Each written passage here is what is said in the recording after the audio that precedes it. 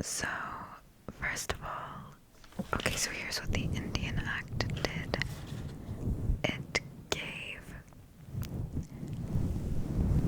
It gave them some land, it gave them reserves, as stated in the Indian Act, but that land did not come with political power. So they had land, but they got all of their political power taken away from them. And they got given the Indian status, the Indian status, as I mentioned earlier.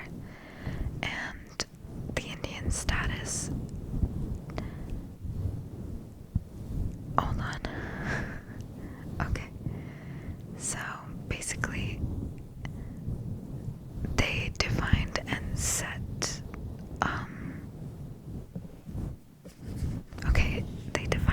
out the regulations for that status, as well as the rights and responsibilities that it came with.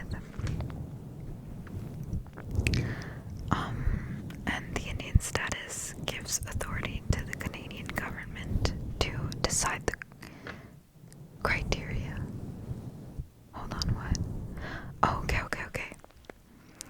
So, some things that came with the Indian status is that the government was able to define and set out regulations for that status, as well as the rights and responsibilities that came with it, and the criteria to have the Indian status. So, the criteria was, first of all, you had to be able to prove your descendants, your indigenous descendants, and second of all, you had to have a parent with the Indian status, and third of all, you could not marry out.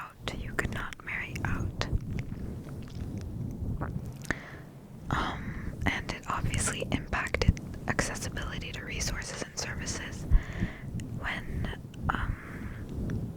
you got given the Indian status. You no longer had access to any legal help. You couldn't hire a lawyer, for example, and you couldn't have access to jobs. You couldn't leave the reserve. You had to pay different taxes to different people, all sorts of stuff like that. I'm so tired. Okay. Next up, we have band councils.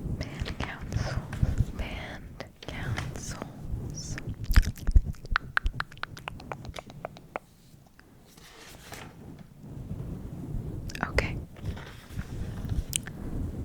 So, the band councils.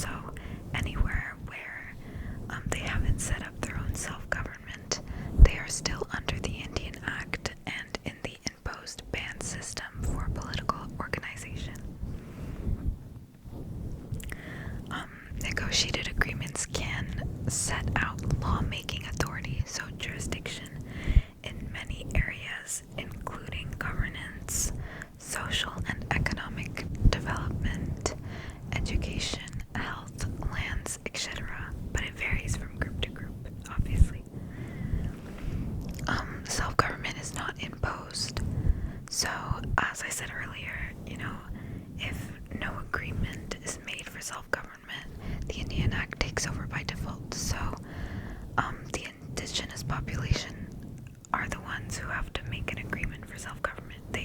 You have to have their consent to set up self-government. And it obviously, these agreements can't include anything that's unconstitutional. So if it goes against the Constitution of Canada, it won't work.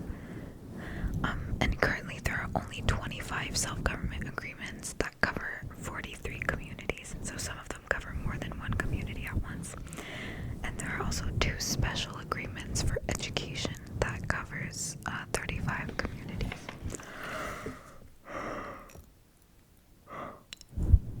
I'm so tired. So currently, the indigenous people are still under the legal authority of the Canadian government, which is why they have to make agreements for self-government. They can't just decide to self-govern themselves. They have to make agreements with the government of Canada. So common features between agreements are basically this means that there are as I said earlier, there are 25 self-government agreements, but those 25 agreements have features in common. So some of those are, for example, they're responsible for government-to-government relationship with Canada. It establishes government structures, a constitution. So obviously it doesn't override the Canadian Constitution, but it kind of establishes their own constitution that's under the Canadian Constitution. It also establishes elections, accountability mechanisms, and more. It also establishes lawmaking authorities and concurrent. What does that say? Oh, and concurrent law models. So, for example, hold on, I'm trying to understand my notes while I reread these. So, the Canadian laws still apply. So as I said earlier, they're still under the Canadian Constitution. So any laws that they set up apply alongside the federal and provincial laws that are already in place in Canada.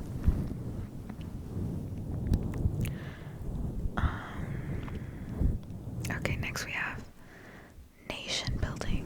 Where the heck is nation building?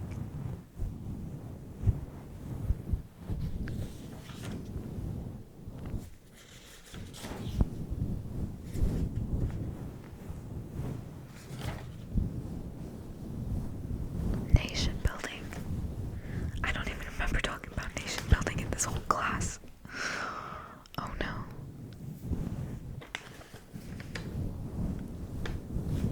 States and government.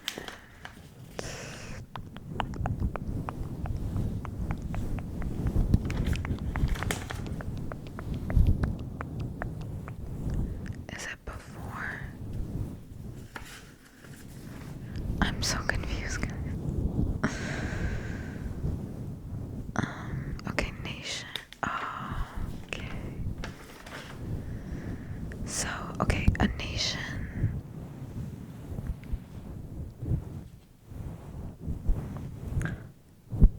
What does she mean by nation building, though?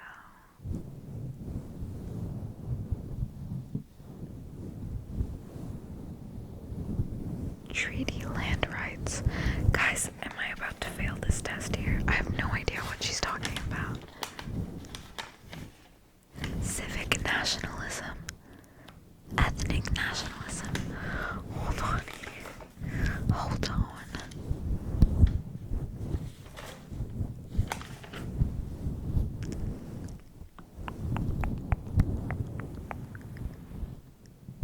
Civic idea. Okay. Okay, so the state and the nation.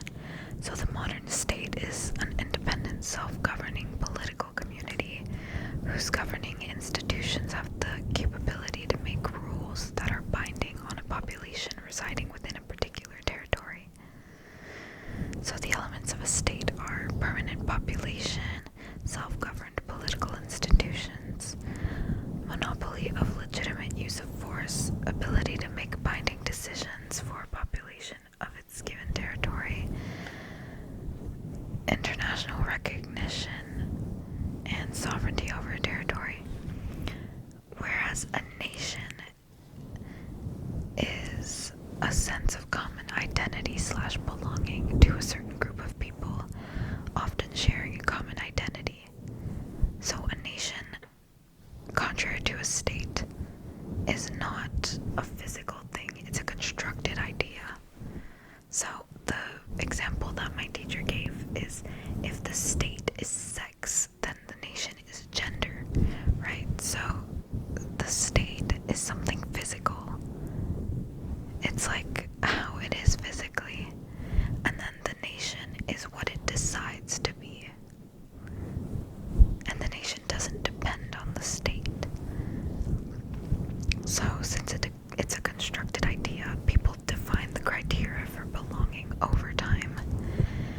It can be based on ethnic characteristics, for example, language, religion, culture, etc., or an allegiance to civic ideas. What does civic mean, guys? Civic ideas.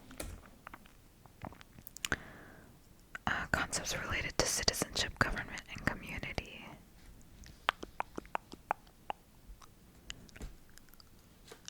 Okay. Actionable ways to participate in public life. Abstract civic ideas, rights and responsibilities, the common good, the social contract, democracy. And then practical civic ideas, voting and political participation, registering to vote, researching candidates and issues. Then we have community service, donating, staying informed. Okay, so it's just like values, basically. Got it. Nations believe they should be self-governing within their territory. So as I was talking earlier about self-determination, nations have a desire for self-determination, so they want to be able to make decisions to promote and protect their nation. They want to have sovereignty. Examples of that would be like language laws, like laws that restrict or like go around schools and services and stuff. There are multinational countries. So for example, in Africa, there are many territories that were split by colonizers. So there are countries that have multiple nations inside them. There are like nations that are at war in the same country, for example. Then we have stateless nations. For example, the Kurds. So the Kurds are a nation that are between Turkey and Iraq. Like they're kind of split between those two countries. A diaspora is a nation without a state that's displaced. So for example, I think she was talking about Hasidic Jews that are kind of everywhere in the world. They don't really have one state. Then there's also nation states. So nation states are a state that has one nation inside, and it's very, very like perfect. For example, Norway.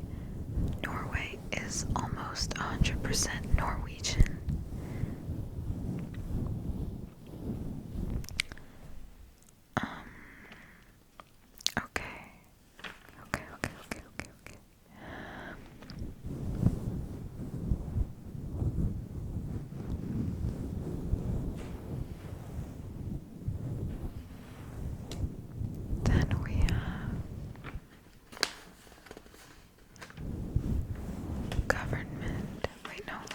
always go to. Okay, government.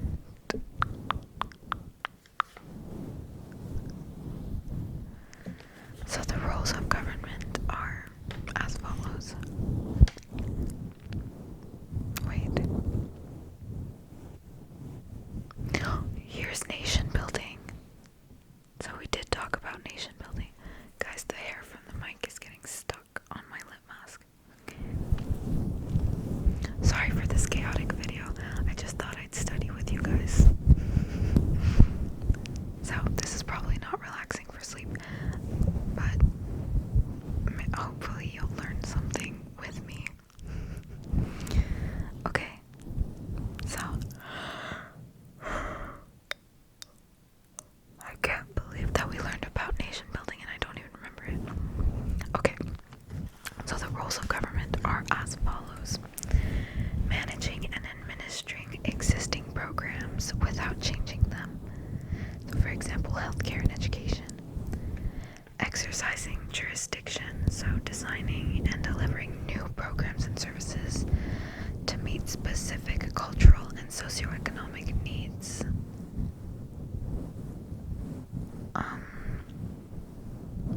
For example, education systems.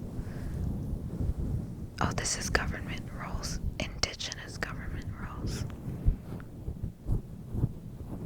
So for example, new programs and services would be like educational systems modeled after traditional teaching, or like justice and law enforcement services that are based on like historical practices, or like indigenous health authority and stuff like that.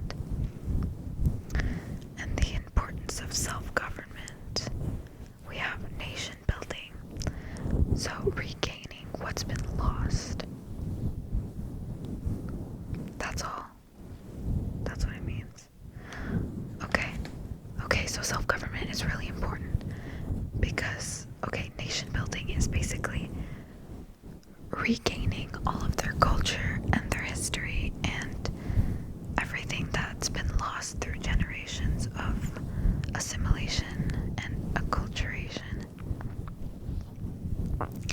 Another reason why self-government is important for indigenous communities is to the increased rights and powers. So self-government agreements are a tool to assert and protect self-determination. And also obviously more revenue, additional revenue. So self-government provides more funding and revenue streams like income taxes and sales taxes and stuff.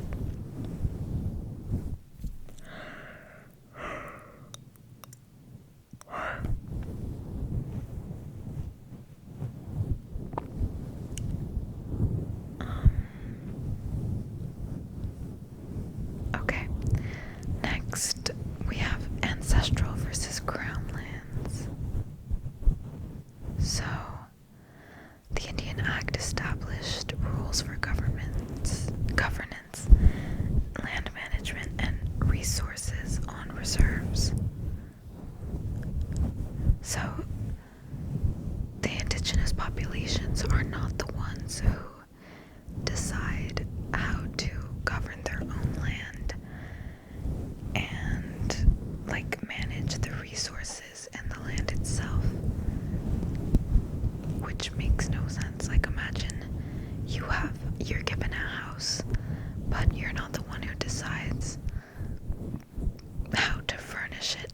You're not the one who, someone just comes in and takes your sofa and you're like, what the fuck? And they're like, joke's on you, that's not yours.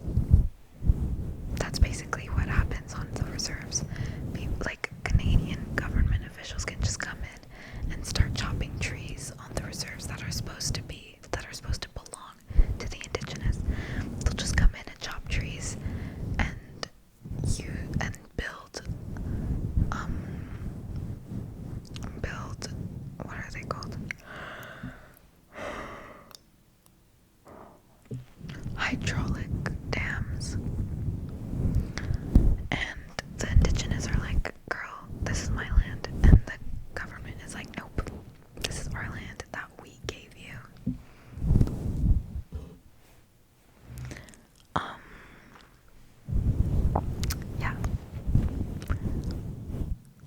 reserves are lands that are set aside for the Indigenous, but it's still under the Canadian government authority.